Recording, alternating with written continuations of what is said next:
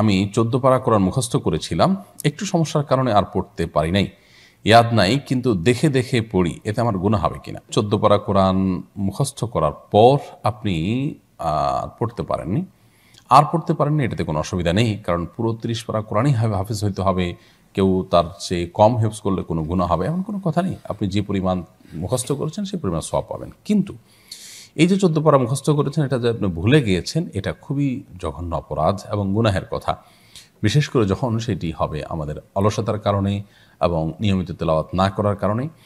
এবং নবী করিম সাল্লাল্লাহু আলাইহি সাল্লামকে বান্দার বিভিন্ন পাপগুলো দেখানো হয়েছিল, অপরাধগুলো মাত্রা কেমন, সেটা ভয়াবহতা কেমন, সেটা দেখানো হয়েছিল মেয়ারাজে। তোমাদের থেকে একটা ছিল এটি, এবং যে অপরাধের মাত্রা সবচেয়ে ভয়াবহ ছিল তোমাদের থেকে এটি ছিল একটি, যে বান্দা কোরআনে কারিমের তেলাওয়াত বা কোরআনে কারিমের হিফজ এটা ধরে রাখতে পারবেন না, বরং তিনি ভুলে যাবেন। এটা খুবই ভয়ঙ্কর অপরাধ হিসাবে তাকে দেখানো হয়েছে। সো আমার মনে হয় আপনার তওবা করা উচিত এবং এখন আবার সেটাকে উদ্ধার করার চেষ্টাটা অব্যাহত রাখা দরকার। কোরআন কারিমের তেলাওয়াত হিফজ করার পর সেটা ভুলে যাওয়া মোটেও ভালো কিছু নয়।